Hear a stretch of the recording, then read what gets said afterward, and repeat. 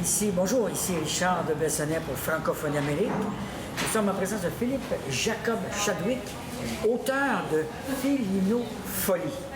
Alors là, d'emblée, il faut nous dire, qu'est-ce que c'est que la félinopholie? La félinopholie, je dirais que c'est la folie des chats. Moi, je l'avais caractérisé dans le livre, c'était comme une dégénérescence de l'instinct maternel qui nous amène à être aussi gaga en face d'un chat qu'on pouvait l'être en face d'un bébé. OK. Fait que, mettons en termes précis, c'est une aliénation affective qui nous pousse à la folie. Ah oui. Un exemple? L'exemple le plus classique, on pourrait voir comment on change notre ton de voix quand on s'adresse à nos chats. On se met à leur parler comme. C'est comme si c'était des petits-enfants. Ça, c'est très léger, mais ça peut aller loin, la félinopholie, des symptômes assez graves. Comme on parle toujours de la madame qui est comme la folle au chat, qui a 12 chats, qui est toute seule. Elle, je dirais qu'elle est atteinte de félinophilie, mais sévère. Félinophilie, ça veut dire aussi l'amour des chats. Ouais. Est-ce qu'il y a une petite nuance, là? Parce que la folie, on va beaucoup plus loin, là. C'est ça, au fond, la différence. C'est un peu ça, en fait, je te dirais, comme un des thèmes du livre, c'est l'amour et la folie. Comment l'amour peut nous rendre fous. Comment... c'est discerner, c'est quoi cette chose-là. Est-ce qu'on peut parler ici d'un roman psychologique? Vraiment? Parce qu'il y a des analyses des sentiments, ça, est-ce qu'on peut en parler de ça? Oui, je pense que ce serait une belle façon de le présenter. Il y a beaucoup de contenu, même si la trame est quand même assez légère. On parle d'une histoire d'amour, on prend le cliché de l'amour romantique, mais on explore en fait, on va dans les zones d'ombre, puis on essaie vraiment d'offrir une proposition pour nous remettre en question sur c'est quoi l'amour romantique. Puis, ce que je nomme comme étant l'institution du couple. Justement, parlons-en ça. On a là, dans 3 personnages. Il y a le chat, il y a Yann, et puis il y a Elisabeth. Alors, racontez-nous un peu ces 3 personnages, comment interagissent-ils dans ce roman-là? Mais mettons, le pitch que je fais, c'est que c'est l'histoire de Yann qui adopte un chaton dans l'espoir de sauver son couple. L'affaire, c'est que sa copine elle tombe en amour avec le chat. Plutôt qu'avec lui. Fait que là, lui, il se sent délaissé. Ah, d'accord. Puis il va devenir jaloux au chat. Puis là, ça va nous entraîner dans une espèce de... On est très sérieux ici, c'est pas du tout un livre pour les enfants, là. C'est vraiment un truc d'adulte. Là. Vraiment, le chat joue un rôle finalement d'un adulte, quasiment là-dedans. Mais le chat, comme je le verrais, c'est qu'en fait, il vient, comme quand les gens ont des enfants. Ça fait ressortir toutes sortes de dynamiques dans le couple qui n'étaient peut-être pas présentes avant. Fait que là, on utilise le chat comme étant le bébé.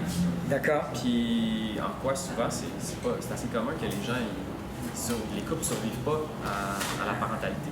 C'est vrai. C'est sûr que c'est un chat, il y a une petite légèreté, il y a une teinte d'humour, il y a une teinte d'ironie. C'est vraiment ça, c'est beaucoup d'ironie et d'humour qui est absurde. Parlons des attributs des chats. Le premier, je pense, qui vous touche, c'est celui de la grâce. Qu'est-ce que c'est que la grâce d'un chat? Mais tu sais... On est proche de l'humain, là, quelque part, on va dire. Tu as mentionné plutôt, dans le fond, par rapport aux femmes, à la féminité. Oui. Puis moi, j'ai quelque chose qui m'émeut quand j'observe un chat se déplacer, que ce soit les chattes à la maison ou quand on observe les documentaires, que ce soit les grands félins. Quelque chose de gracieux, quelque chose de royal, il y a quelque chose de sensuel, il y a quelque chose, pour moi, de l'ordre tantrique. Puis, j'essaie de le désigner. Peut-être nous dire un peu ce que c'est que tantrique pour les gens qui ne connaisseraient pas. C'est que c'est chargé de vie. Oui. C'est une essence qui est chargée de vie, puis de la façon qu'il se déplace, qu'il se meut, ça dégage une énergie. C'est comme si ça ouvre un portail sur une dimension de notre sensibilité que parfois, en tant qu'humain, on perd un peu, on devient un peu plus monotone. Oui. Mais quand tu regardes un chat marcher, c'est toujours on dirait. C'est ça. Fait que de l'ordre d'une présence. Un autre attribut, c'est l'intelligence très particulière des chats. Ouais. On peut en parler? Oui. C'est ce qu'on disait tantôt par rapport à l'intelligence, l'intelligence émotionnelle aussi. Oui. Puis en quoi les chats sont très sensibles, puis ils peuvent comme capter tout ce qu'on ressent. Puis aussi leur rôle. C'est quoi leur rôle, tu sais, en tant que chat domestique, tu sais? Oui. Il y a l'apaisement là-dedans, entre autres. Oui. Ouais. C'est une amie qui m'avait dit ça. Ce qu'ils font, c'est qu'ils nettoient à quelque part, là, tu sais. Ils absorbent l'énergie, puis ils la transmutent. Fait que c'est des transmuteurs d'énergie. Puis ils font ça, dans le fond, comme c'est leur travail.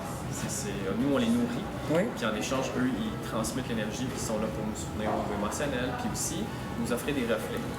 Parce que ça, c'est quelque chose que je suis atteint de pédophilie quand même assez sévèrement. Je l'admets. On va écrire un livre sur les chats. Un livre de 375 pages à l'entour de l'adoption d'un chaton, c'est pas pire. Mais si tu commences à leur parler, à les traiter comme des êtres intelligents, tu vas voir, on peut observer toute la profondeur de l'intelligence, puis à quel point ils communiquent avec nous sans arrêt. Puis eux, leur but, en fait, c'est des êtres d'amour inconditionnel. Ils veulent nous amener dans cette dimension. Qu'on soit bien, qu'on soit heureux, parce que quand on est heureux et qu'on est bien, ben on est plus disponible pour prendre soin d'eux. Fait qu'il y a comme un échange qui se produit. Là, vous venez de parler d'amour inconditionnel, mais en même temps, la réputation du chat par rapport au chien, c'est d'être très indépendant.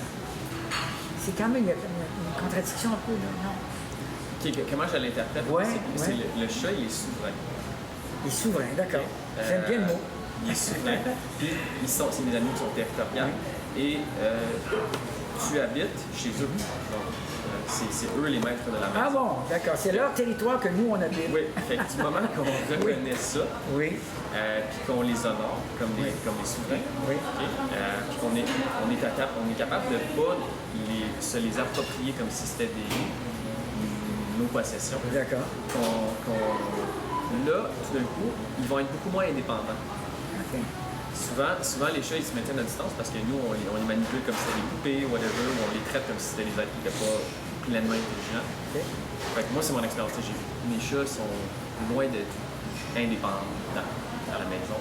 Les chats, je sais pas la définition de l'indépendance. Tout à l'heure, on a mentionné l'idée que Yann était un terme que tu utilisais, dissocié, et que le chat, il réagissait à ça. Tu nous en parles de ça?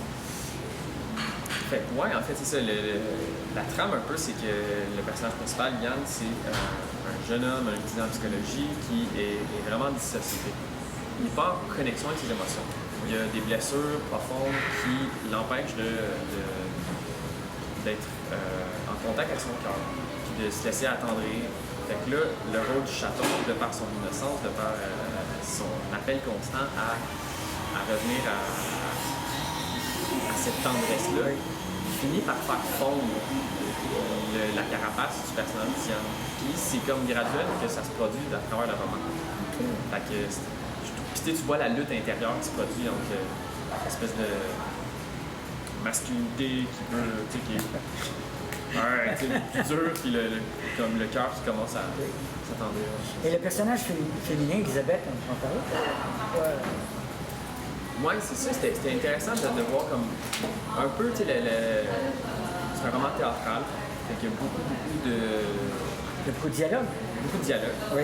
Puis il y a un petit côté caricatural, satirique. OK. Fait que le personnage féminin représente un archétype qui est comme peut-être plus grand que réel, dans le sens où c'est une femme qui n'est pas dans son pouvoir, qui est tellement éprise de ses émotions, ses sentiments, qu'elle n'a pas la capacité de détachement. Puis ça l'entraîne à agir de façon complètement irrationnelle et parfois hystérique. Fait que là, on se retrouve avec deux personnages qui sont très typés, très à l'opposé, le masculin qui est dissocié, puis la femme qui est comme limite hystérique. Avec beaucoup d'humour. Dépendante affective aussi. Dépendante affective, c'est ça que je trouve intéressant. Puis cette dépendance-là, puis l'amène à un peu devenir esclave de son amour, comme en guillemets, parce que je pense pas que l'amour peut nous rendre esclaves, mais dans Dans le contexte de l'histoire. C'est un peu ça. Fait que, je trouve ça intéressant de voir ces deux personnages-là qui sont souffrants, amoureux, fous, passionnés, qui souffrent de cette... Parce que moi, ce que j'interprète comme étant une incompréhension de ce que c'est l'amour. D'accord. Ouais. OK. Est-ce qu'à un moment donné, on peut ressentir à travers eux, on parlait tout à l'heure du sentiment océanique, ce moment de suspension du temps et de l'espace, tout ça? Il y a quelques moments dans le livre, c'est des scènes qui sont, mettons, des pics dramatiques, des moments où c'est des moments de contemplation avec la nature, parce que les personnages se retrouvent tout d'un coup à avoir une réalisation profonde, ils rentrent en communion. C'est des scènes qui sont proches du sentiment océanique. Oui, je pense que c'est dépendamment du lecteur. D'accord. On indiquait aussi que c'est pas un livre pour les jeunes, donc est-ce qu'on peut dire que c'est 18 ans et plus? Et pour quelle raison? Je pense que la première version, il aurait fallu la placer dans les 18 ans et plus. D'accord. Mais ça a été adouci, ça a été poétisé. Il y a des scènes d'amour, mais c'est pas cru. C'est pas brutal, c'est pas... On l'a réécrit plus dans la sensualité. D'accord. Fait que moi, je dirais plus 14-15 ans et plus. Ah oui, quand même. En fonction de la maturité, c'est vraiment du goût à adore. Fait que je pense que c'est des thématiques qui pourraient toucher les jeunes gens qui commencent à s'intéresser aux relations et à l'amour.